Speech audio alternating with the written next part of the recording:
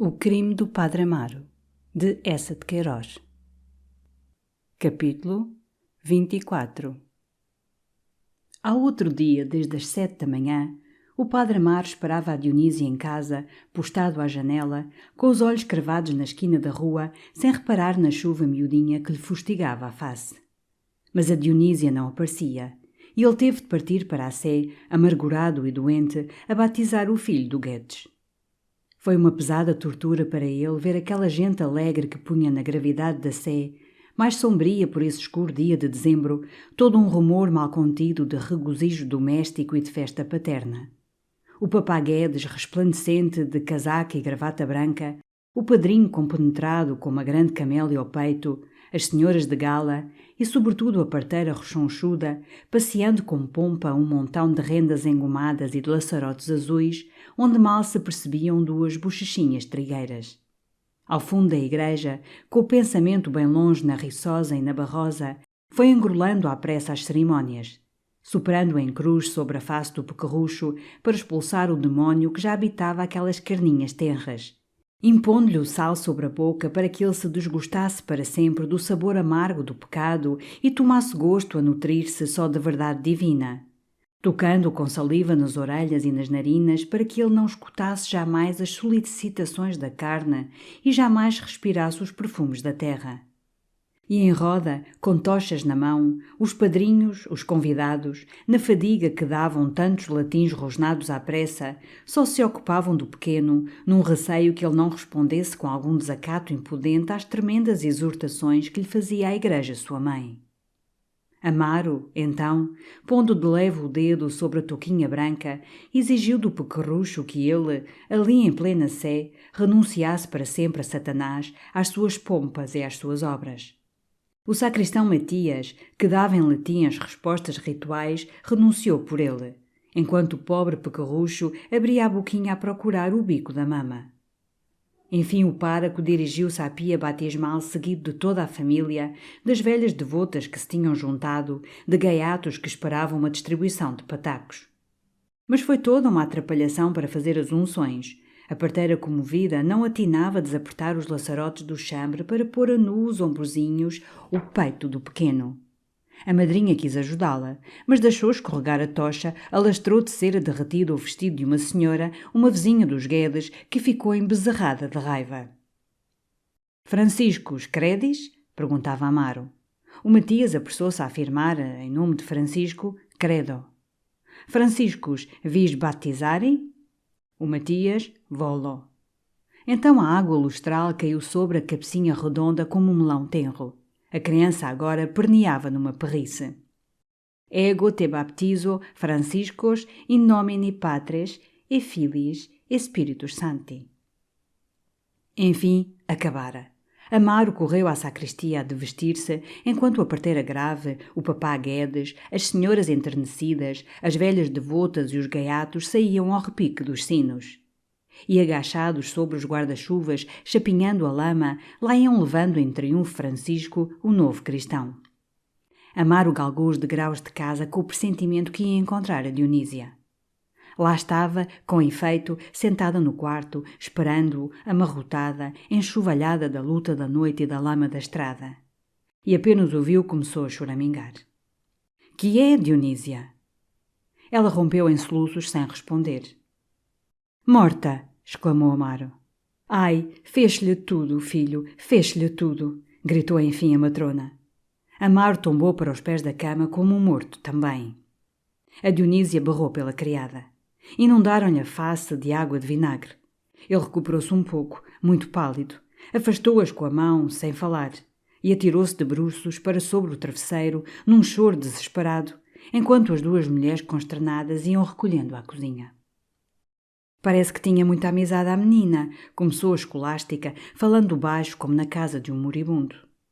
«Costumo de ir por lá. Foi hóspede tanto tempo. Ai, eram como irmãos», disse a Dionísia, ainda chorosa. Falaram então de doenças de coração, porque a Dionísia contara à escolástica que a pobre menina tinha morrido de um aneurisma rebentado. A escolástica também sofria do coração, mas nela eram flatos dos maus tratos que lhe dera o marido. Ah, tinha sido bem infeliz também. Vossemecê toma uma gotinha de café, senhora Dionísia. Olhe, a falar a verdade, senhora Escolástica, tomava uma gotinha de jurupiga. A Escolástica correu à taberna ao fim da rua, trouxe a jurupiga num copo de quartilho debaixo do avental. E ambas à mesa, uma molhando sopas no café, outra escorripichando o copo, concordavam, com suspiros, que neste mundo tudo eram sustos e lágrimas. Deram 11 horas, e a Escolástica pensava em levar um caldo ao senhor páraco quando ele chamou de dentro. Estava de chapéu alto, com o casaco abotoado, os olhos vermelhos como carvões. Escolástica, vá a correr ao cruz que me manda um cavalo, mas depressa. Chamou então a Dionísia, e sentado ao pé dela, quase contra os joelhos da mulher, com a face rígida e lívida como um mármore, escutou em silêncio a história da noite, as convulsões de repente, tão fortes que ela, a Gertrudes e o senhor doutor mal a podiam segurar. O sangue, as prostrações em que caía. Depois a ansiedade da asfixia que a fazia tão roxa como a túnica de uma imagem. Mas o moço do cruz chegara com o cavalo. Amaro tirou de uma gaveta, de entre roupa branca, um pequeno crucifixo e deu à Dionísia que ia voltar à Riçosa para ajudar a amortalhar a menina. Que lhe ponham este crucifixo no peito, tinha-mo ela dado. Desceu, montou, e apenas na estrada da Barrosa despediu a galope. Não chovia agora, e entre as nuvens pardas algum raio fraco do sol de dezembro fazia brilhar a relva, as pedras molhadas. Quando chegou ao pé do poço entulhado, de onde se avistava a casa de Carlota, teve de parar para deixar passar um longo rebanho de ovelhas que tomavam o caminho. E o pastor, com uma pele de cabra ao ombro e a borracha a tiracolo, fez-lhe lembrar de repente feirão, toda a vida passada que lhe voltava por fragmentos bruscos, aquelas paisagens afogadas nos vapores pardacentos da serra. A Joana rindo estupidamente dependurada da corda do sino. As suas ceias de cabrito assado na grelheira, com o abade, defronte à chaminé onde a lenha verde estalava. Os longos dias em que se desesperava na tristeza da residência, vendo fora sem cessar cair a neve. E veio-lhe um desejo ansioso dessas solidões da serra, dessa existência de lobo, longe dos homens e das cidades, sepultado lá com a sua paixão. A porta da Carlota estava fechada. Bateu, foi de rodas chamar, atirando a voz por cima do telhado dos corrais para o pátio onde sentia carquejar os galos. Ninguém respondeu. Seguiu então pelo caminho da aldeia, levando a égua pela arreata. Parou na taberna, onde uma mulher obesa fazia meia sentada à porta. Dentro, no escuro da baiuca, 2 homens com os seus quartilhos, ao lado, batiam as cartas numa bisca renhida. E um rapazola de uma amarelidão de sezões, com um lenço amarrado na cabeça, olhava-lhes o jogo tristemente. A mulher tinha justamente visto passar a senhora Carlota, que até parara a comprar um quartilho de azeite. Devia estar em casa da Micaela, ao adro. Chamou para dentro. Uma rapariguita vesga apareceu detrás da sombra das pipas. «Corre, vai à Micaela, diz à senhora Carlota que está aqui um senhor da cidade.» Amaro voltou para a porta da Carlota, esperou sentado numa pedra, com o seu cavalo pela rédea. Mas aquela casa fechada e muda aterrava-o. Foi pôr o ouvido à fechadura, na esperança de ouvir um choro, uma rebujo de criança. Dentro pesava um silêncio de caverna abandonada. Mas tranquilizava-o a ideia que a Carlota teria levado a criança consigo para a Micaela. Devia realmente ter perguntado à mulher na taberna se a Carlota trazia uma criança ao colo. E olhava a casa bem caiada, com a sua janela em cima que tinha uma cortininha de caça, um luxo tão raro naquelas freguesias pobres. Recordava a boa ordem, o escarolado da louça da cozinha. De certo, o pequerrucho devia ter também um berço asseado. Estava todo de certo na véspera, quando pusera ali, na mesa da cozinha, 4 libras em ouro, preço adiantado de um ano de criação, e dissera cruelmente ao anão: «Conto consigo.» Pobre pequerruchinho! Mas a Carlota compreendera bem, à noite na Riçosa, que ele agora queria ao vivo, o seu filho, e criado com mimo. Todavia não o deixaria ali, não, sob o olho raiado de sangue do anão. Levá-lo-ia essa noite à Joana Carreira dos Poiais. Que as sinistras histórias da Dionísia, a tecedeira de anjos, eram uma legenda insensata. A criança estava muito regalada em casa de Micaela, chupando aquele bom peito de quarentona sã. E vinha-lhe então o mesmo desejo de deixar Leiria Ir enterrar-se em Feirão, levar consigo a escolástica, educar lá a criança como sobrinho, revivendo nele largamente todas as emoções daquele romance de 2 anos. E ali passaria numa paz triste, na saudade de Amélia, até ir como o seu antecessor, o abade Gustavo, que também criara um sobrinho em Feirão, repousar para sempre no pequeno cemitério, de verão sob as estrelas silvestres, de inverno sob a neve branca. Então a Carlota apareceu. E ficou atônita ao reconhecer Amaro, sem passar da cancela, com a testa franzida, a sua bela face muito grave. «A criança!» exclamou Amaro. Depois de um momento, ela respondeu sem perturbação. «Nem me fale nisso, que me tem dado um desgosto. Ontem mesmo, 2 horas depois de ter chegado, o pobre anjinho começa a fazer-se roxo e ali me morreu debaixo dos olhos.» «Mente!» gritou Amaro. «Quero ver!» «Entre, senhor, se quer ver.» «Mas que lhe disse eu ontem, mulher?» «Que quer, senhor? Morreu? Veja!» Tinha aberto a porta, muito simplesmente, sem cólera nem receio. Amaro entreviu num relance, ao pé da chaminé, um berço coberto com um saió de escarlate. Sem uma palavra voltou as costas, atirou-se para cima do cavalo. Mas a mulher, muito loucaz subitamente, rompeu a dizer que tinha ido justamente à aldeia para encomendar um caixãozinho decente. Como vira que era filho de pessoa de bem, não o quisera enterrar embrulhado num trapo.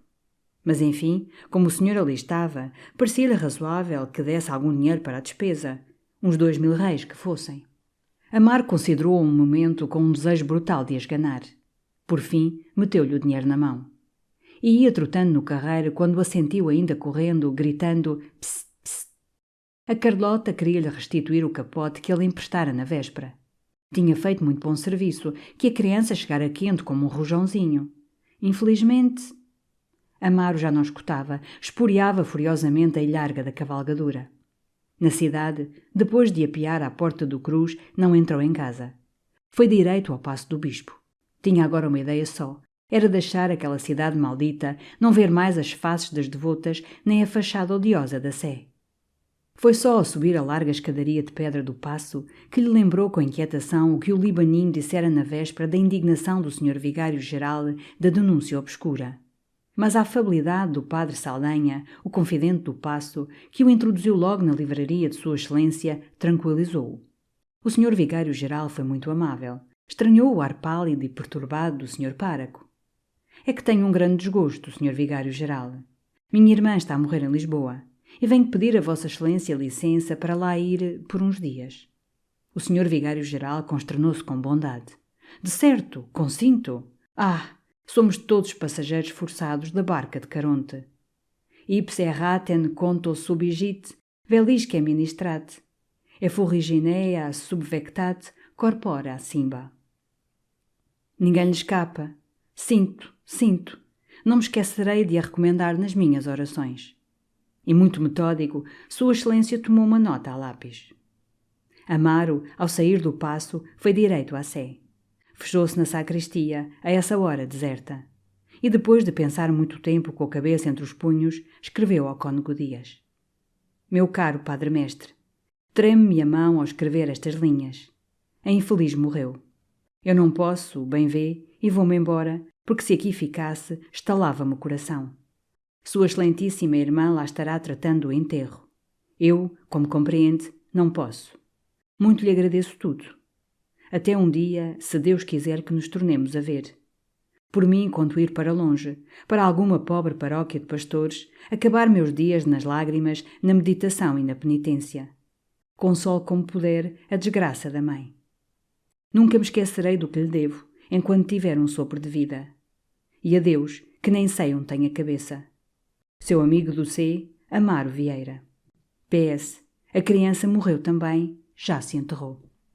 Fechou a carta com uma obreia preta.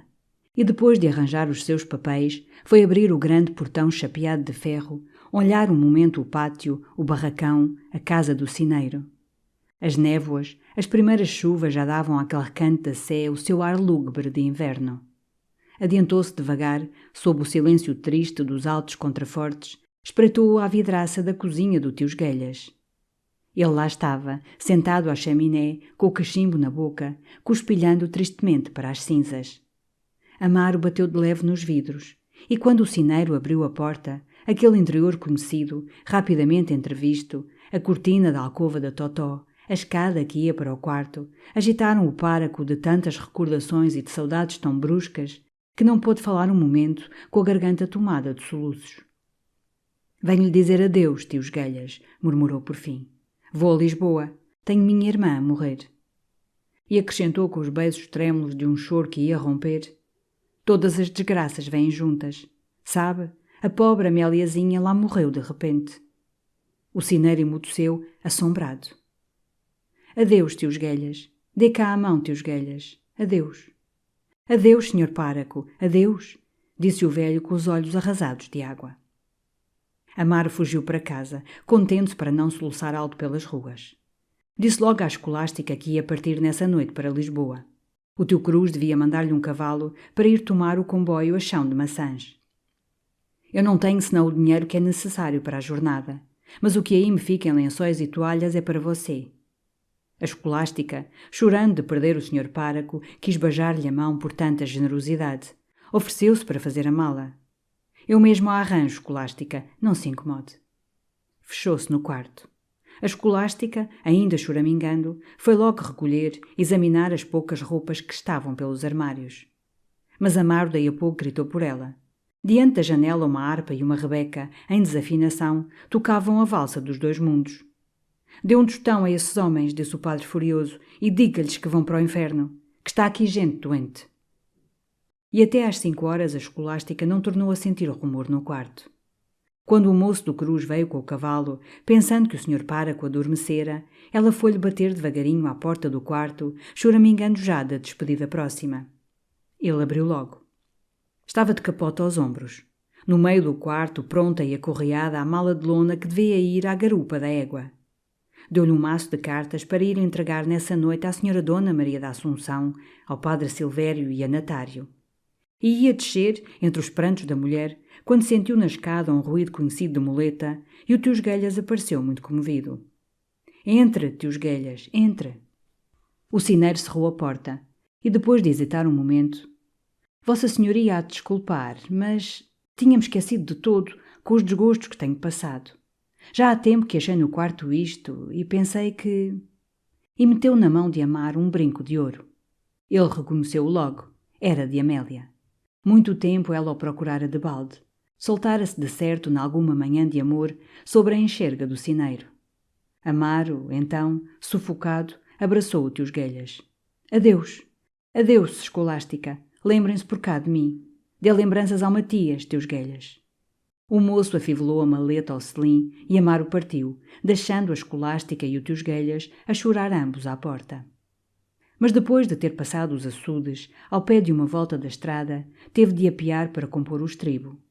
E ia montar, quando apareceram dobrando o muro o doutor Godinho, o secretário-geral e o senhor administrador do concelho, muito amigos agora, e que vinham, depois do passeio, recolhendo para a cidade. Pararam logo a falar ao senhor páraco, admirando-se de o ver ali, de maleta na garupa, com ares de jornada. «É verdade», disse, «vou para Lisboa». O antigo Bibi e o administrador suspiraram, invejando-lhe a felicidade. Mas quando o páraco falou da irmã moribunda, afligiram-se com polidez. E o senhor administrador disse: «Deve estar muito sentido, compreendo. De mais a mais essa outra desgraça na casa daquelas senhoras suas amigas. A pobre Améliazinha, morta assim de repente». O antigo Bibi exclamou: «O quê? A Améliazinha, aquela bonita que morava na Rua da Misericórdia? Morreu?» O doutor Godinho também o ignorava e pareceu consternado. O senhor administrador soubera pela sua criada que o ouvira da Dionísia. Dizia-se que fora um aneurisma. «Pois, senhor páraco», exclamou Bibi, «desculpe-se e aflijo as suas crenças respeitáveis, que são as minhas de resto. Mas Deus cometeu um verdadeiro crime. Levar-nos a rapariga mais bonita da cidade. Que olhos, senhores! E depois com aquele picantezinho da virtude». Então, num tom de pêsames, todos lamentaram aquele golpe que devia ter afetado tanto o senhor páraco. Ele disse muito grave. Sentiu de veras, conhecia-a bem, e com as suas qualidades devia fazer, sem dúvida, uma esposa modelo. Sentiu muito. Apertou silenciosamente as mãos em redor e enquanto os cavalheiros recolhiam à cidade, o padre Amaro foi trotando pela estrada, que já escurecia, para a estação de Chão de Maçãs. Ao outro dia, pelas 11 horas, o enterro de Amélia saiu da Riçosa. Era uma manhã áspera. O céu e os campos estavam afogados numa névoa pardacenta. E caía, muito miúda, uma chuva regelada. Era longe da quinta a capela dos Poiais. O menino do coro adiante, de cruz alçada, apressava-se, chapinhando a lama a grandes pernadas. O abate Ferrão, de estola negra, abrigava-se, murmurando o exultabunte domino, sob o guarda-chuva que se sustentava ao lado o sacristão com o isope. 4 trabalhadores da quinta, abaixando a cabeça contra a chuva oblíqua, levavam numa padiola o esquife que tinha dentro o caixão de chumbo. E, sob o vasto guarda-chuva do caseiro, as Gertrudes de mantel pela cabeça ia desfiando as suas contas. Ao lado do caminho o Valtriz dos Poiais cavava-se, todo pardo na neblina, num grande silêncio. E a voz enorme do vigário, mugindo o miserere, rolava pela quebrada úmida onde murmuravam os riachos muito cheios. Mas às primeiras casas da aldeia os moços do caixão pararam derreados. E então um homem, que estava esperando debaixo de uma árvore sob o seu guarda-chuva, veio juntar silenciosamente ao enterro. Era João Eduardo, de luvas pretas, carregado de luto, com as olheiras cavadas em 2 sulcos negros, grossas lágrimas a correrem-lhe nas faces. E imediatamente, por trás dele, vieram colocar-se 2 criados de farda, com as calças muito arregaçadas e tochas na mão. 2 lacaios que mandaram Morgado para honrar o enterro de uma dessas senhoras da Riçosa, amigas do abade. Então, vendo estas 2 librés que vinham a fidalgar o préstimo, o menino do coro rompeu logo, erguendo mais alto a cruz. Os 4 homens, já sem fadiga, empertigaram-se às varas da padiola. O sacristão bramiu um réquiem tremendo. E pelas lamas do íngreme caminho da aldeia foi subindo o enterro, enquanto às portas as mulheres se ficavam persignando, olhando as sobrepelizes brancas e o caixão de galões de ouro que se iam afastando seguidos do grupo de guarda-chuvas abertos sob a chuva triste. A capela era no alto, num adro de carvalheiras. O sino dobrava, e o enterro sumiu-se para o interior da igreja escura, ao canto do Subvenite Sancti que o sacristão entoou em ronco. Mas os 2 criados de farda não entraram porque o senhor Morgado assim o tinha ordenado. Ficaram à porta, sob o guarda-chuva, escutando, batendo os pés regelados. Dentro seguia o canto-chão. Depois era um ciciar de orações que se amortecia. E de repente latins fúnebres lançados pela voz grossa do vigário. Então os 2 homens, enfastiados, desceram do adro, entraram um momento na taberna do tio Serafim. 2 moços de gado da quinta do Morgado, que bebiam em silêncio o seu quartilho, ergueram-se logo vendo aparecer os 2 criados de farda. «À vontade, rapazes, é sentar e beber», disse o velho baixito que acompanhava João Eduardo a cavalo. «Nós lá estamos, na maçada do enterro. Boas tardes, senhor Serafim». Apertaram a mão ao Serafim, que lhes mediu 2 aguardentes, e informou-se se a defunta era a noiva do senhor Joãozinho. Tinham-lhe dito que morrera de uma veia arrebentada. O baixito riu. «Qual veia arrebentada? Não lhe rebentou coisa nenhuma. O que lhe rebentou foi um rapagão pelo ventre». «Obra do senhor Joãozinho?» perguntou o Serafim, arregalhando o olho brejeiro. «Não me parece», disse o outro com importância. «O senhor Joãozinho estava em Lisboa. Obra de algum cavalheiro da cidade. Sabe vosso mecê de quem eu desconfio, o senhor Serafim?» Mas a Gertrudes, esbaforida, rompeu pela taberna gritando que o saímento já ia ao pé do cemitério e que não faltavam senão aqueles senhores. Os lacaios abalaram logo e alcançaram o enterro quando ia passando a pequena grade do cemitério ao último versículo do Miserere. João Eduardo agora levava uma vela na mão, ia logo atrás do caixão de Amélia, tocando-o quase, com os olhos enevoados de lágrimas fitos no veludilho negro que o cobria. Sem cessar o sino na capela dobrava desoladamente. A chuva caía mais miúda. E, todos calados, no silêncio fusco do cemitério, com passos abafados pela terra mole, iam-se dirigindo para o canto do muro onde estava cavada de fresco a cova de Amélia, negra e profunda entre a relva úmida. O menino do coro cravou no chão a haste da cruz prateada e o abade Ferrão, adiantando-se até à beira do buraco escuro, murmurou o Deus cujos miseratione, enquanto João Eduardo, muito pálido, vacilou de repente e o guarda-chuva caiu-lhe das mãos. Um dos criados de farda correu, segurou-o pela cinta. Queriam-no levar, arrancá-lo de ao pé da cova, mas ele resistiu, e ali ficou, com os dentes cerrados, segurando-se desesperadamente à mão do criado, vendo o coveiro e os dois moços amarrarem as cordas no caixão, fazendo-o resvalar devagar entre a terra esfarelada que rolava, com um ranger de tábuas mal pregadas. Requiem aeternam dona ei domine. E lux perpetua luceate ei, mugiu o sacristão. O caixão bateu no fundo com uma pancada surda. O abade espalhou em cima uma pouca de terra em forma de cruz e sacudiu lentamente o ísope sobre o veludilho, a terra, a relva em redor. Requiescate in pace. Amém, responderam a voz cava do sacristão e a voz aguda do menino do coro. Amém, disseram todos num murmúrio que ciciou, se perdeu entre os ciprestes, as ervas, os túmulos e as névoas frias daquele triste dia de dezembro.